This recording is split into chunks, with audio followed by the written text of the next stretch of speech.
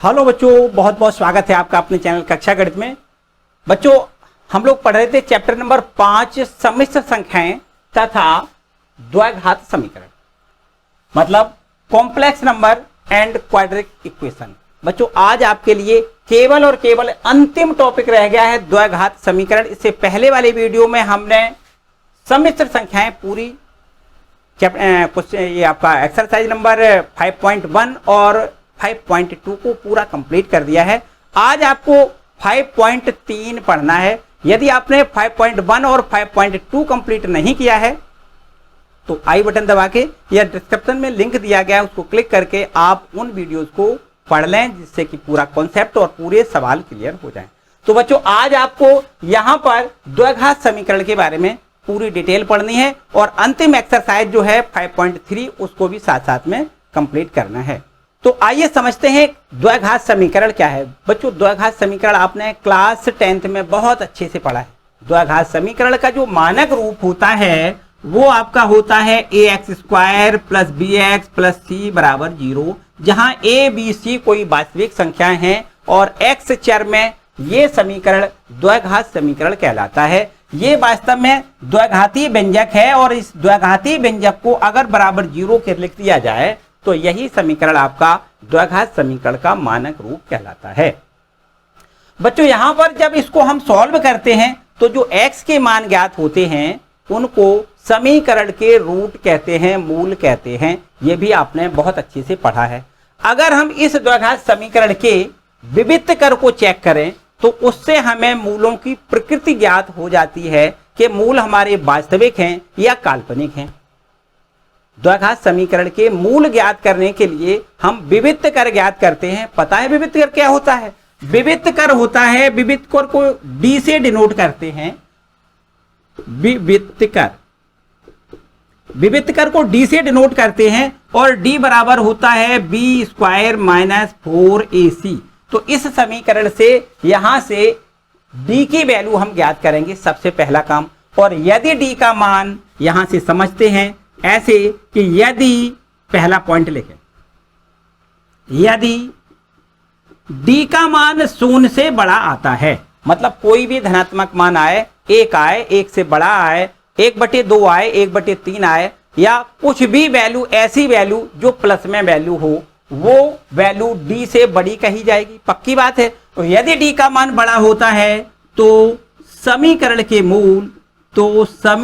के मूल वास्तविक होते हैं। तो समीकरण के मूल वास्तविक तथा भिन्न भिन्न होते हैं, ऐसा आपको पता है। अलग अलग दो रूट हमें प्राप्त होते हैं यदि d का मान 0 से बड़ा होता है। तो दूसरी कंडीशन हमें पता है कि यदि d का मान 0 आता है, मतलब ये विविध कर निकालें और इसकी वैल्यू 0 के बराबर आ जाए।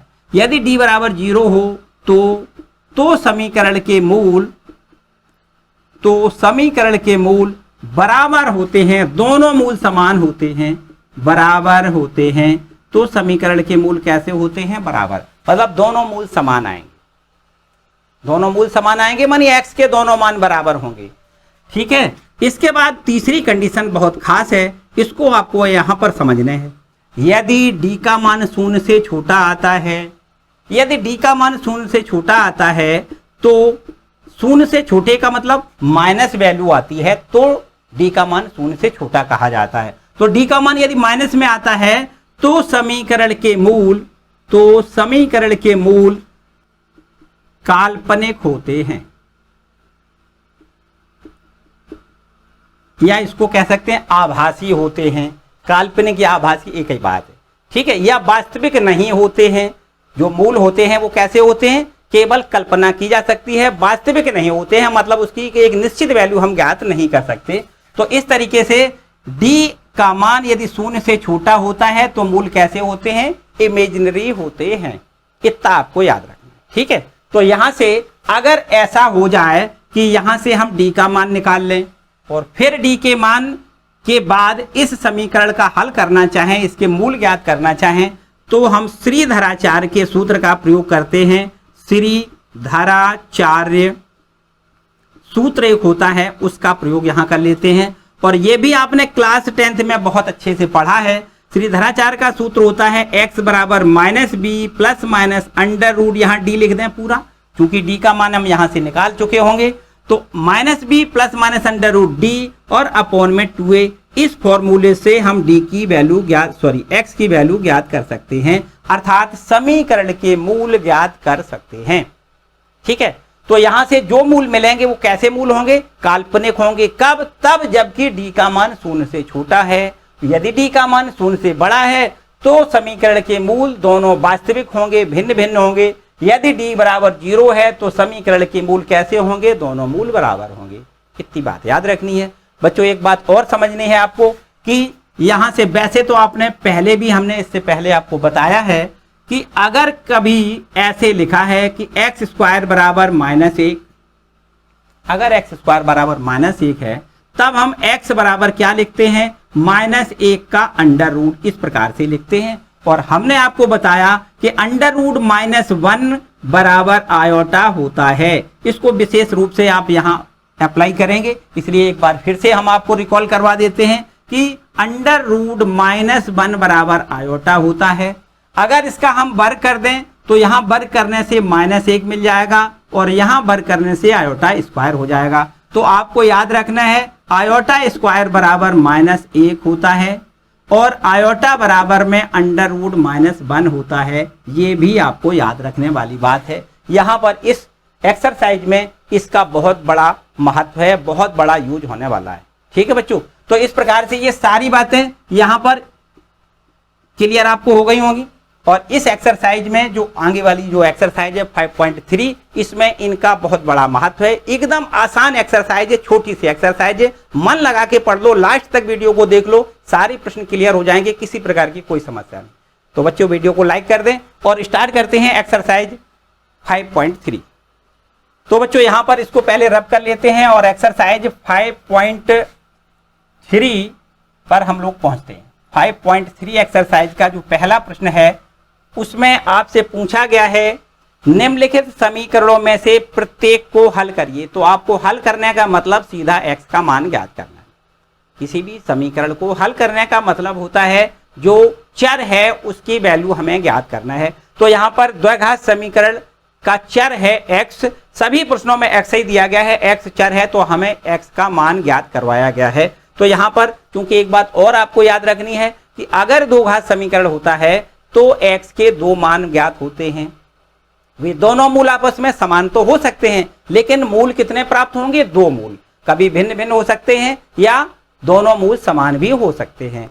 तो जब हमने अभी बताया आपको, जब d बराबर 0 होता है मतलब विविध चर की वैल्यू 0 होती है तो समीकरण के दोनों मूल समान होते हैं। और यदि d का मान 0 से बड़ा होता है तो दोनों मूल भिन्न भिन्न होते हैं, आपको बताया हमने। और d का मान यदि 0 से छोटा होता है तो दोनों मूल कैसे होते हैं? काल्पनिक होते हैं, ये हमने बताया। चलो इसी का हम यहाँ पर प्रयोग करते हुए क्वेश्चन नंबर पहला करते हैं। लिखा हुआ है x स्क्वायर प्लस 3 बराबर 0। पहला इक्वेशन है x स्क्वायर प्लस 3 बराबर 0 और इसको हमें हल करना है। तो बच्चों बहुत आसान सी बात है, इसमें तो हमें बहुत ज्यादा कुछ करना भी नहीं पड़ेगा। एक्स स्क्वायर बराबर -3 ऐसे लिख ले, प्लस 3 अगर हम राइट हैंड पे ले जाएंगे तो क्या हो जाएगा? -3 हो जाएगा। तो यहां से तो अब सीधा सीधा x का मान ज्ञात हो जाएगा। -3 का अंडर रूट इस प्रकार लगा दो, प्लस माइनस का चिन्ह लगा दो। आपको बच्चों अभी हमने आप बताया था कि अंडर रूट माइनस, देखो इसको हम ऐसे लिख सकते हैं, under root -1 into under root 3 इस प्रकार लिख सकते हैं। तो यहां से अंडर रूट -1 की वैल्यू हमें पता है आयोटा होती है। तो आपका आंसर यहां हो जाना चाहिए plus minus iota into root 3। इस प्रकार से देखो x की वैल्यू निकल के आ गई। मतलब समीकरण के दोनों मूल आपके हो गए, एक हो गया प्लस आयोटा रूट 3, एक दूसरा रूट हो गया माइनस आयोटा रूट 3 इस प्रकार। और इसके बाद देखो अगला सवाल है, क्वेश्चन नंबर दूसरा लिखा हुआ है 2x square plus x plus 1 बराबर 0। इसके भी हमें हल करके मान x के निकालने हैं। चलिए इसको नोट कर लें और इसको अब हम रब कर देते हैं।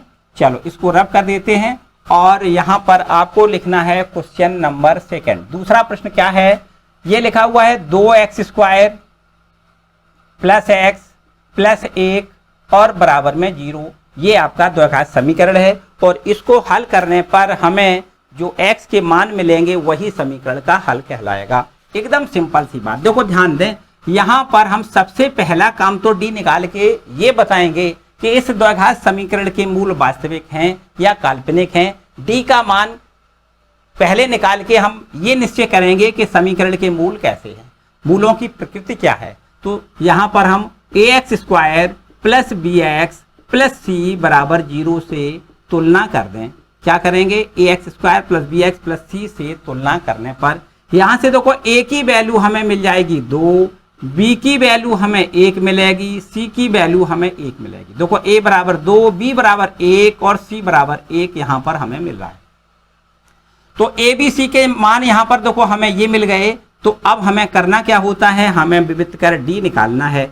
सूत्र विविक्त कर का हमने पहले बता दिया, d बराबर होता है, विविक्त कर बराबर होता है b स्क्वायर माइनस 4ac। तो b की वैल्यू हम 1 लिखेंगे, स्क्वायर लिख दें, माइनस का 4 इंटू a का मान 2, c का मान 1 लिख दें। तो हमें देखो 1 का स्क्वायर 1 मिलेगा, माइनस 4 दूनी 8, मतलब माइनस का कितना हो जाएगा, माइनस का 7 हो जाएगा। यहाँ लिख दें माइनस 7 और माइनस 7 तो शून्य से छोटा है। तो इसका मतलब समीकरण के मूल कैसे होंगे, काल्पनिक होंगे।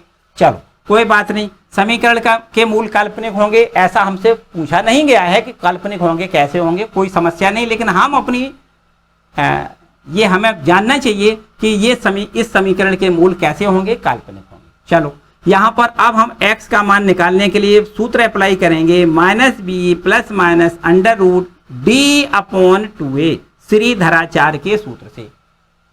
तो यहां से देखिए माइनस और b की वैल्यू हम लोग लिखेंगे 1 plus minus under root, d की वैल्यू हमने लिखनी है माइनस का 7 और बटे में लिखना है 2 इंटू a और a का मान यहां से 2 लिखना है। ठीक है, तो अब तो बड़े आराम से हम लोग बिल्कुल आंसर की तरफ पहुंच गए हैं। -1 प्लस माइनस, अभी हमने आपको बताया कि अंडर रूट के अंदर -1 लिखा है, इसकी वैल्यु हमें आयोटा लिखनी होती है। तो यहां देखिए अंडर रूट, ये माइनस का निशान है, तो इसका मतलब इसको हम आयोटा लिखेंगे और अंडर रूट 7 इस प्रकार। ठीक है, और बटे में कितना 4, 2 दूनी 4। इस प्रकार से देखो x के 2 मान हमें मिल गए, यही समीकरण का हल है। x का मान हो गया -1 प्लस आयोटा रूट 3/4, दूसरा रूट हो गया -1 माइनस आयोटा रूट 7 अपॉन 4। ठीक है, तो इस तरीके से ये क्वेश्चन नंबर दूसरा कंप्लीट होता है।